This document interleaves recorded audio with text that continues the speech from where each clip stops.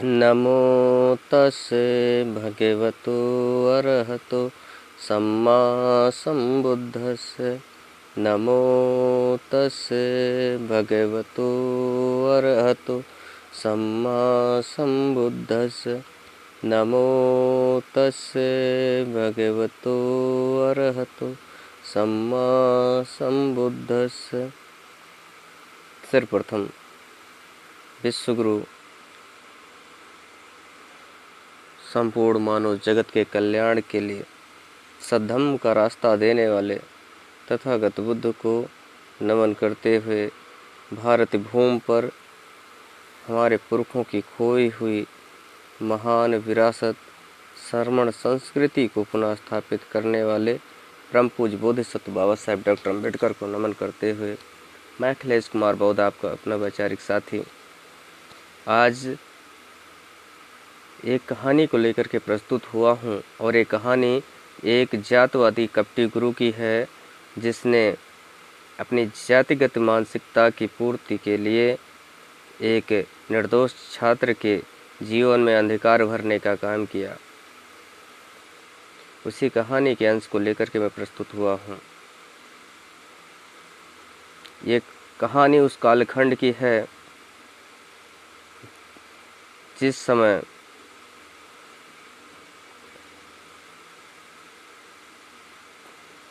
गुरुकुल में जन्मे पांडव और कौरव राजकुमारों के जो गुरु हुए द्रोणाचार्य, जो उस समय के सबसे महान आचार्य माने जाते थे, उन्हें अपनी धनुष विद्या पर बड़ा अभिमान था। परंतु वह विद्या किसी भी अनार्य को, जिन्हें आजकल SC ST OBC कहा जाता है, उसे नहीं सिखाते थे, क्योंकि उस समय धर्म की वर्ण की व्यवस्था के अनुसार शूद्र वर्ण के लोगों को न तो शासन करने का अधिकार था, न संपत्ति रखने का अधिकार था, न शस्त्र उठाने का अधिकार था, न ही ज्ञान ग्रहण करने का अधिकार था। उसी कालखंड में शूद्रकुल में उत्पन्न एक लव नाम के एक युवक ने, जो बचपन में ही जंगल में अपने साथियों के साथ तीर कमान चलाया करता था, क्योंकि यह आदिवासियों का एक गुण होता है। वो शिकारी प्रवृत्ति के होते हैं और धनुष बाण चलाना उनकी कुल परंपरा का एक अंग था। जब 4-5 साल का वो बालक हुआ तो उसने अपने पिता से जिद करी कि पिताजी, मुझे बाण विद्या में महारत हासिल करनी है। आपकी नज़रों में यदि कोई आचार्य हो तो बताओ, मैं उससे बाण विद्या की शिक्षा ग्रहण करना चाहता हूँ। एकलव्य के पिता ने कहा कि पुत्र, तुम्हें कोई भी आचार्य अपना शिष्य स्वीकार नहीं करेगा, क्योंकि तुम ऐसे कुल में जन्मे हो जिसके लिए शिक्षा वर्जित है। तुम पारिवारिक कर्मों को करो, उसे आगे बढ़ाओ, क्योंकि प्रत्येक जात के ऊपर व्यवस्था थोपी गई है कि जो जिस जात में उत्पन्न हुआ है वो अपने जातगत पेशे को करेगा। इसलिए पुत्र, तुम बाण विद्या को सीखने की जिद छोड़ो और अपने घर के कामों में हाथ बटाओ। वो बच्चा था, उसे जाति के दंभ का, जाति के अत्याचार शोषण का या जातिवाद होता क्या उसके बारे में उसे कोई खास जानकारी ना थी। तो उसने कहा, आपकी नज़रों में यदि कोई शिक्षक हो तो ये बताइए, बाकी वो मुझे स्वीकार करेंगे, ऐसी मुझे विश्वास है। एकलव्य के पिता ने कहा, पुत्र, ज़्यादा दूर नहीं, करीब में ही गुरु द्रोणाचार्य का आश्रम है और वो इस सदी के एक महान शिक्षक हैं, उनके पास जाओ। लेकिन मुझे यकीन है कि तुझे अपना शिष्य स्वीकार नहीं करेंगे। एकलव्य ने अपने पिता की बात सुनी और वो निकल पड़ा गुरु की तलाश में। जब द्रोणाचार्य के गुरुकुल के द्वार पर वो खड़ा हुआ तो देखा द्रोणाचार्य सारे बच्चों को एक चिड़िया की आंख भेदने का प्रशिक्षण करवा रहे थे। सारे बच्चे तीर चलाते वो बाण जाकर के तेरी चिड़िया के इर्द गिर्द लगता, गिर जाता। अंततः अर्जुन की बारी आई। अर्जुन को जब आदेश दिया तो अर्जुन ने बाण उठाया, मारा, और वो बाण जाकर के चिड़िया की आँख को छू करके गिर गया। इतना एकलव्य ने जब देखा तो उसके मुंह से सहसा निकल पड़ा, अरे वाह, थोड़े और परिश्रम और अभ्यास की आवश्यकता थी। जब उसकी बातें द्रोणाचार्य के कानों पर पड़ी तो उनकी नज़र सहसा उसकी तरफ घूमी और देखा कि द्वार पर एक बालक कंधे पर धनुष और कमान लिए खड़ा हुआ है। तो उसे बुलाया और कहा कि जो तुम कह रहे हो, क्या तुम इस चिड़िया की आँख को भेज सकते हो? उसने कहा, गुरुवर क्यों नहीं। आदेश दिया गया, स्वीकृति मिली द्रोणाचार्य से। उसने बाण चलाया और जाकर सीधे चिड़िया की आँख में भेद गया। द्रोणाचार्य बड़ा प्रसन्न हुआ। उसने कहा, पुत्र, तुम्हारा गुरु कौन है? किससे तुम बाण विद्या की शिक्षा ग्रहण कर रहे हो? एकलव्य ने कहा कि गुरुवर, अभी तक मेरा कोई शिक्षक नहीं है। जो कुछ सीखा मैंने अपने अभ्यास से सीखा है। मैं जंगलों में रहता हूँ, वहाँ शिकार और जंगली पशुओं सुरक्षा के लिए हम लोग धनुष बाण का प्रयोग करते हैं। द्रोणाचार्य ने कहा कि ऐसा होनहार छात्र पाकर के कौन उसे अपना शिष्य न बनाना चाहे? मैं जरूर बनाऊंगा, लेकिन उससे पहले पुत्र एक बात बताओ कि तुम किस कुल में जन्मे हो? तुम्हारी जाति क्या है? कहा जाता है कि एक शिक्षक, अबोध बालक, वृद्ध और सन्यासी और संत की जाति नहीं पूछनी चाहिए, लेकिन जिसके दिमाग में पहले से जाति का कीचड़ भरा हो वो भला कैसे चूकता। स्वभाव के अनुसार उसने पूंछ ही डाला। एकलव्य ने कहा कि गुरुवर, मैं उस कुल में जन्मा हूँ जिनके वंशजों का कभी इस देश में राज हुआ करता था, जो यहाँ के शासक हुआ करते थे, जिन्हें विदेशी आर्यों ने अपने साम दाम दंड भेद सुरा सुंदरी के नेत के बल पर गुलाम बनाने का काम किया, और गुलाम बनाने के बाद जिन्हें वर्ण में शूद्र कुल में स्थान दिया, मैं उसी कुल में जन्मा हुआ हूँ। जब ये बात द्रोणाचार्य ने सुनी तो उसका माथा ठनक गया और सोचने लगा कि बिना गुरु के जब ये कुछ इतना हासिल कर सकता है तो यदि मैंने इसे अपना शिष्य बना लिया तो निश्चित है एक दिन ये इन कुरु कुमारों से भी आगे बढ़ करके महान धनधारी बन जाएगा।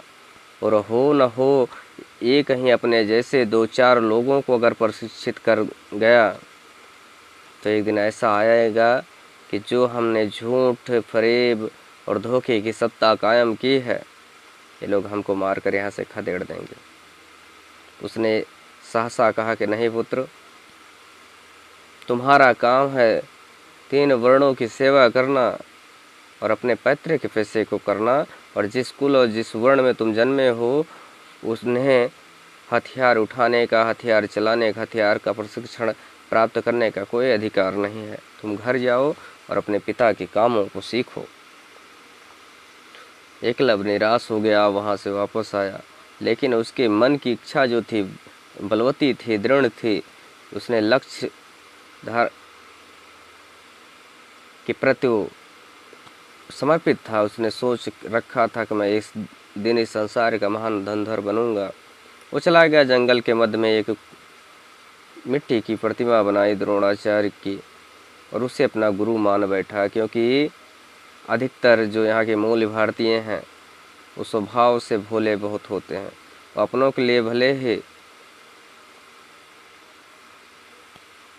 हिंसक हो जाएं या अपनों से बैर में इतने पागल हो जाए कि उसका गला काटने को तैयार हो जाते हैं, लेकिन वो कहीं ना कहीं उन विदेशी शत्रुओं के सवर्णों के सामने अगर इनसे कोई थोड़ा सा पुचकार करके बात कर ले तो बड़ी समर्पण के साथ उसके कदमों में नतमस्तक हो जाते हैं।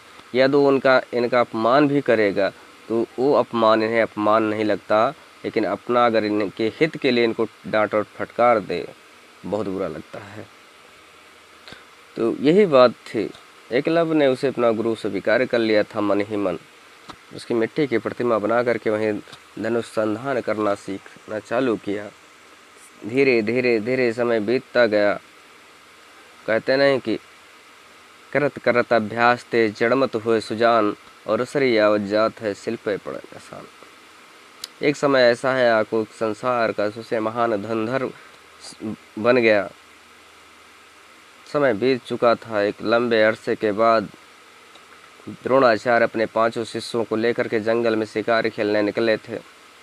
उनके साथ एक कुत्ता था। वो कुत्ता थोड़ा आगे निकल गया और एकलव्य के पास पहुंचा, और एकलव्य को जब देखा, क्योंकि वो एक गरीब कुल का था, गरीब परिवार से था, उसके कपड़े मैले कुचैले थे, फटे पुराने थे, वो राशि कुत्ता था। जब उसने देखा एकलव्य को तो भौंकने लगा। उसके भौंकने से उनके धनुष संधान में जब बाधा होने लगी,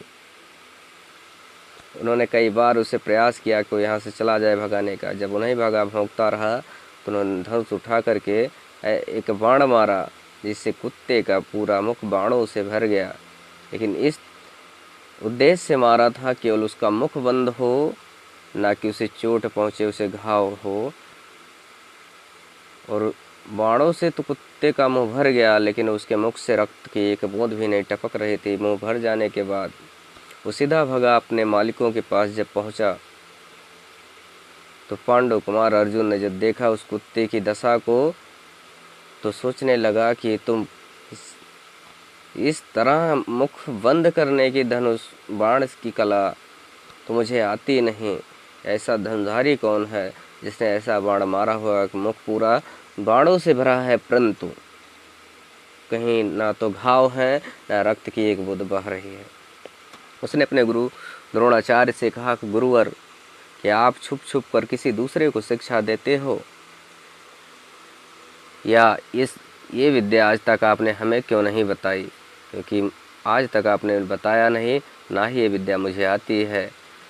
इस संसार में आपने वचन दिया था कि मुझसे महान धनुर्धर कोई नहीं बनेगा, लेकिन ये विद्या तो मुझे आती ही नहीं। द्रोणाचार्य ने जब उस कुत्ते की हालत को देखा तो सोच में पड़ गया कि जो बाण विद्या मुझे स्वयं नहीं आती, मैं इस गधे को कैसे सिखाता।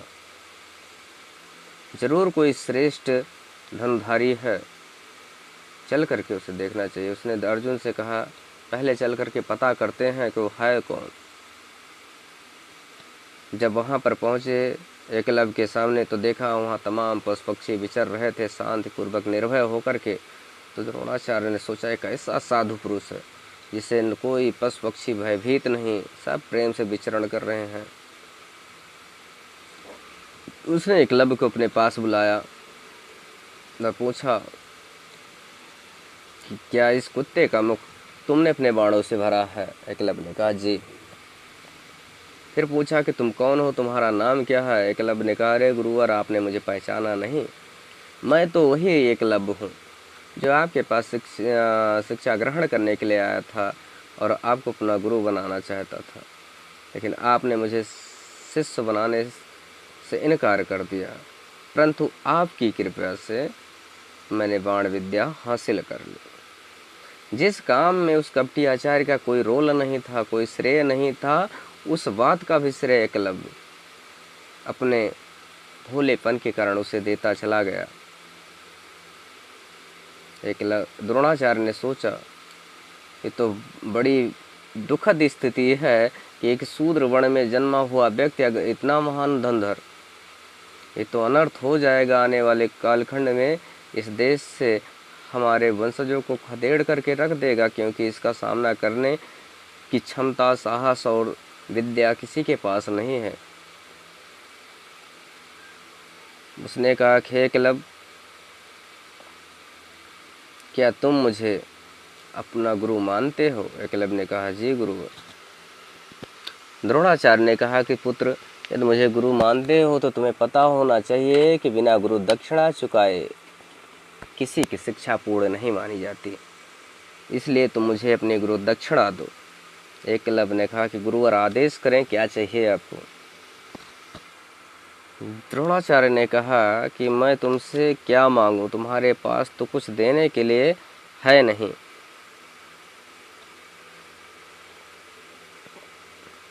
तुम्हारे पास तो कुछ है नहीं, तुम मुझे अपना दाएं हाथ का अंगूठा दे दो।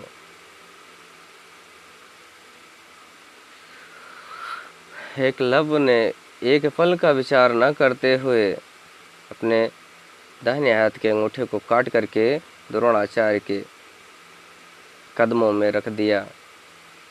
तब द्रोणाचार्य मुस्कुराया। उसके मुस्कुराने पर अर्जुन ने पूछा कि गुरुवर, आपने ऐसा अनर्थ क्यों किया? इससे तो इसकी सारी बाण विद्या बेकार हो जाएगी। द्रोणाचार्य ने कहा कि अर्जुन, एक शूद्र कुल में जन्मा व्यक्ति न तो ज्ञान ग्रहण कर सकता है, न हथियार उठा सकता है, न हथियार का प्रशिक्षण पास है, न संपत्ति का अधिकारी, न राज्य की संपदा का भोग का अधिकारी है। और इसने अस्त्र विद्या सीख करके वर्ण व्यवस्था के विरुद्ध काम किया, जो हिंदू धर्म के विरुद्ध है। ऐसा काम धर्म और धर्म संहिता के विरुद्ध है। अर्जुन ने पूछा, ज्ञान सीखने में शूद्र का क्या मतलब है? द्रोणाचार्य ने कहा, तुम नहीं जानते हो, ये आदि भारतीय यहाँ के राजा थे। अभी भी ये लोग संख्या में 80% से ज़्यादा हैं। ये लोग वीर, बलवान और लड़ाकू हैं। हम आर्यों ने इनके इतिहास को नष्ट कर दिया है, और जो बाकी बचा उसे ऐसा घुमा फिरा करके लिखा है जिससे ये लोग पुराने बल और ज्ञान तथा पूर्वजों के इतिहास को न जान सके। हम आर्य लोग तभी तक भारत में राज कर सकते हैं जब तक इन आदिवासियों को अंधकार में रखे रहें। ये लोग बहुत धार्मिक होते हैं, इसलिए धर्म के नाम पर हम आर्यों ने मनमाने विधान बनाकर इन्हें पंगु बना दिया है। यह बात अर्जुन की समझ में न आई। अर्जुन कुछ पूछना ही चाहता था कि द्रोणाचार्य फिर कहने लगे, अर्जुन, यदि इसकी विद्या इसी तरह बनी रही तो महाभारत में तुम लोगों की जीत नहीं हो सकती। इसीलिए मैंने ये उपाय सोचा और इसकी सारी बाण विद्या मैंने निष्फल कर दी, जिससे आगे और एक मैसेज जाएगा और एक आने वाले सदियों तक इसके समाज में कोई भी अस्त्र उठाने के लिए प्रेरित नहीं होगा। एक दंड के रूप में उनके अंदर ये भय व्याप्त होगा। इस तरह एक कपटी और जातिवादी गुरु ने छल कपट के माध्यम से एकलव्य की सारी बाण विद्या बेकार कर दी। इसलिए हे बहुजन समाज के लोगों, इनसे सदा सावधान रहने की ज़रूरत है। क्योंकि ये अपने हित के लिए, अपने स्वार्थ के लिए अपना भेष बदलते हैं, उद्देश्य कभी नहीं बदलते। और इनका मूल उद्देश्य होता है शासन करना और मानवता का शोषण करना, और मानव समाज को जाति पात, ऊंच नीच, छुआछूत, भेदभाव, लैंगिक असमानता की खाई में बांट करके उसे पशुवत गुलामी में धकेल देना। इसलिए इनसे सावधान रहिए। सबको सादर जय भीम, नमो बुद्धाय, जय संविधान, जय विज्ञान, मिटे अज्ञान। आपका अपना वैचारिक साथी अखिलेश कुमार बौद्ध।